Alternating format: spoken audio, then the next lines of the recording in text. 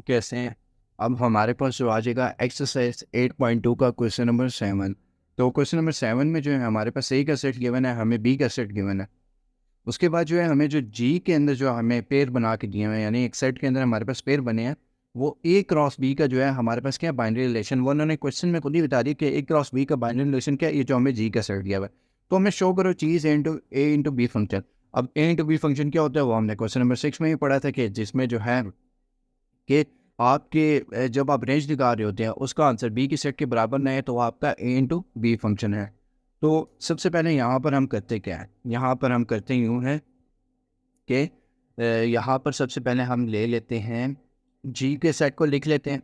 ठीक है, जी के सेट को हमने लिखा 1 3 M1, ठीक है, एंड N1 जो हमें गिवन है। हमने जी का सेट लिख लिया। अब वो कह रहा है show that G is A into B function. सबसे पहले हम यहाँ पर इसकी डोमेन लेंगे। डोमेन हम किस तरह लेते हैं, ठीक है। डोमेन लेने का तरीका हमारे पास ये होता है, हर पेयर का फर्स्ट एलिमेंट हमारा क्या होता है, डोमेन। हर पेयर का फर्स्ट एलिमेंट हमारे पास डोमेन होता है। इसका फर्स्ट एलिमेंट क्या है, एल, ठीक है। इसका फर्स्ट एलिमेंट क्या है, एम। इसका फर्स्ट एलिमेंट क्या है हमारे पास, एन। ये हमारी आ गई डोमेन, ठीक है। अब हम देखेंगे कि डोमेन का सेट किसी सेट के बराबर है, बिल्कुल। ए सेट की वैल्यू भी क्या है, एल एम एन, और डोमेन की वैल्यू क्या है, एल एम एन। तो डोमेन का सेट किसके बराबर है, ए के सेट के हमारे पास बराबर है, ठीक है। अब यहाँ पर फिर उसके बाद हम क्या कहेंगे, अब यहाँ पर हम एक लाइन लिखेंगे, ठीक है। हमें नज़र आ रहा है कि कोई भी एलिमेंट, ठीक है, यानी किसी भी पेयर का पहला एलिमेंट हमें रिपीट होता हुआ दिखाई नहीं दे रहा, ठीक है। We see that none of the first element in ordered pair is repeated, ठीक है। सो ए इज, सो जी इज, ठीक है। तो ए टू बी। अब यहाँ पर हमें दिखाई दे रहा है डोमेन में हमारे पास जो है क्या आंसर आ रहे हैं, एलिमेंट जो एक ही सेट के बराबर है। अब यहाँ में नज़र आ रहा है किसी भी एलिमेंट का फर्स्ट लेटर जो है हमें रिपीट नहीं हो, ऑर्डर पेयर में दिखाई दे रहा। अब ऑर्डर पेयर यहाँ पर हमारे पास क्या है, जो हमारे पास जी है, ठीक है। जी के अंदर जो भी पेयर है उसका पहले एलिमेंट हमारे पास कोई भी रिपीट हो रहा है, नहीं हो रहा। पहले पेयर में भी नहीं हो रहा, ना दूसरे में हो रहा है, ना तीसरे में हो रहा है, क्योंकि यहाँ पर पहले पेयर में एल है, दूसरे में एम है, और तीसरे में एन है। तो इसलिए ए टू बी है। अब हमने फाइंड क्या करना था, जी फंक्शन क्या ए इंटू बी फंक्शन है।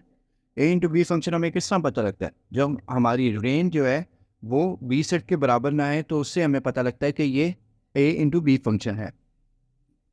तो यहाँ पर जो है अब हम रेंज निकालेंगे, ठीक है।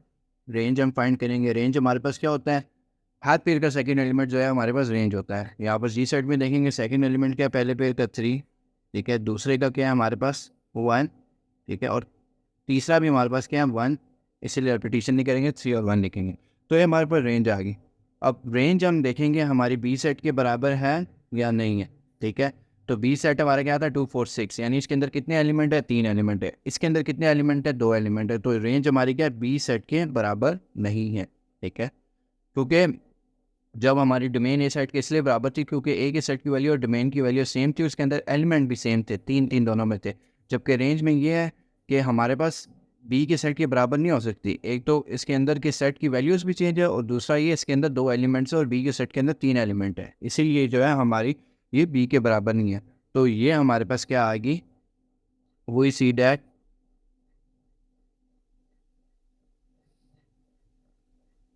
जी is function from A into B.